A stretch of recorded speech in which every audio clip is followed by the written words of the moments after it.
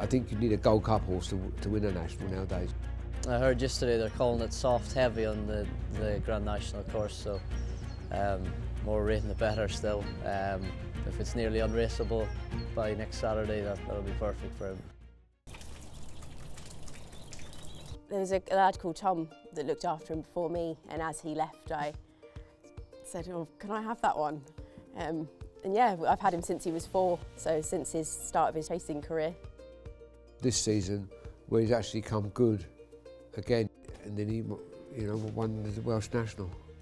It was great. Obviously, I've won on Salver the race before, and then to roll straight in back into another big race. It was great. I couldn't believe it, to be honest, how far he was clear. As soon as we turned into the back, I knew he'd win. He was absolutely cantering. Conditions were just perfect for him that day. It was, to be honest, it was nearly unraceable, the amount of water that fell, but that's the way he likes it.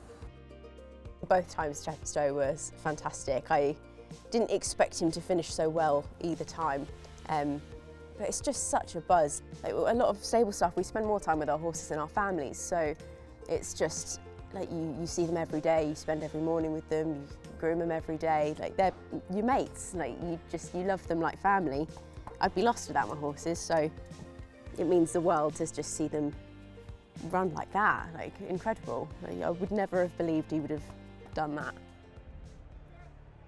Starters flags up and they're off and racing in the Boyle Sports Grand Sefton. I was a bag of nerves in the lorry on the way up to the Sefton, but and I don't think I watched that much of it. I think it was more of a flat race that I ended up watching, sort of came to the jumps and I 360'd and missed the jumps and then watched the rest of it. But no, he jumped so well, so I should have watched really, but I might have my hands over my eyes for the National a little bit.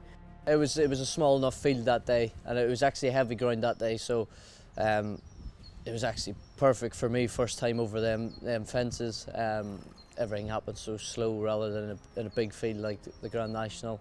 But he warmed up into his jumping that day, and obviously the Grand Sefton's only 2.5 miles, so he was staying on near the end. He couldn't really get into the race, but it was a good stepping point towards what he's going to be running in 2 weeks. He's got all the right attributes. He's been round in the Sefton earlier in the season, so he's had a go round there, so he knows what to expect, and he took to that quite well.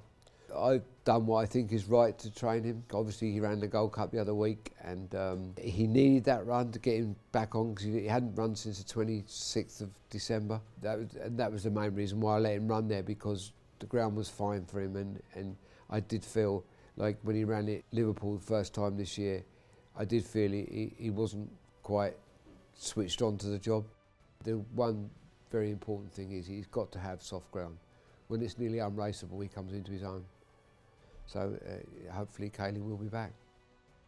I broke my collarbone in a handicap chase at Plumpton. It wasn't actually the fall that broke it. It was the horse's head come up and headbutted me in the shoulder, and my collarbone broke. I broke it during the summer as well before. Luckily, I didn't have to have an operation on it, or else I'd probably be out for a bit longer.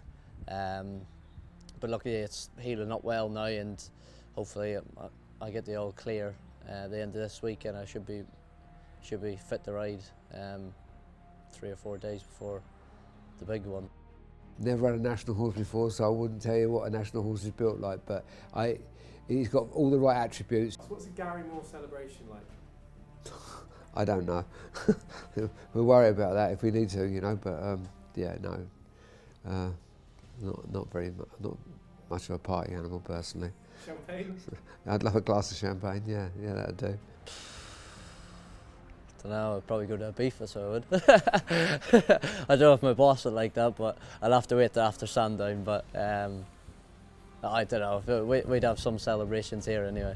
If he ends up winning, everyone needs to send him lots of pears. They're his absolute favourite treat in the world.